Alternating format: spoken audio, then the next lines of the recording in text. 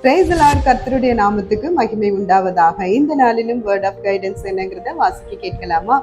ஏசாயா 33 அதிகாரம் 15 வசனத்தினுடைய கடைசி பகுதியை மட்டும் நான் வாசிக்கிறேன். பொல்லாப்பை காணாதபடிக்கு தன் கண்களை மூடுகிறவன் எவனோ என்று சொல்லி. தேவ பிள்ளைகளை, சில விஷயத்துக்கு நம்ம கண்ணை மூட பழகணும். எத்தனை பேருக்கு கண்ணை மூடி பழக்கம் இருக்குது? பொல்லாப்ப பார்க்க கூடாதபடிக்கு. ஏன்னா வசனம் திட்டமா சொல்லுது, துன்மார்க்கர் போடுகிற வெளிச்சம் பாவம் தான். நம்ம கையில இருக்கிற போன்ல சென்சாரே கிடையாது. எதை வேணாலும் எந்த வயசு உள்ளவங்களும் பார்க்கலாம். ஆனா வசனம் சொல்லுது, சில விஷயங்கள்ல நம்ம என்ன பண்ணணும் அப்படின்னா கண்ணை மூடணும். தெய்வ பிள்ளைகளை, எத்தனை பேர் கண்ணை மூடுறீங்க? இப்படி கண்ணை மூடுனா கீழே, இந்த வசனத்துக்கு கீழே கிட்டத்தட்ட 5 ஆசீர்வாதங்களை கர்த்தர் கொடுக்குறாருங்க.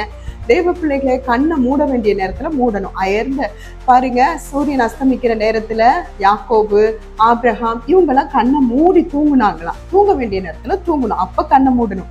ஜெபிக்க வேண்டிய நேரத்திலையும் கண்ணை மூடணும். தேவ பிள்ளைகளே, பொல்லாப்ப பாக்குறீங்க அப்படின்னா அந்த நேரமும் கண்ணை மூடணும். கண்ணை மூடியும் பழகுங்க. இந்த கண்ணை மூடாததுனால ஏவாள் பாருங்க சபிக்கப்பட்டு போனதை நம்ம பாக்குறோம். ஆண்டவர் பார்க்க கூடாது, கனியை புசிக்க கூடாதுன்னு சொல்லியிருந்தோம். அந்த கனி தாங்க அவங்களுக்கு ரொம்ப பார்வையில விருப்பமா இருந்துச்சு. கண்ணை மூடி இருந்தா எவ்வளோ பிரச்சனைக்கு விடுதலையா இருந்திருக்கும். தெய்வ பிள்ளைகளே, நாம இன்னைக்கு மூட வேண்டிய காரியத்துக்கு கண்களை மூடுவோம். கர்த்தரிடத்துல இருந்து நாம ஆசீர்வாதத்தை பெற்றுக்கொள்ளுவோம். கர்த்தர் தாமே உங்களை ஆசீர்வதிப்பாராக. God bless you.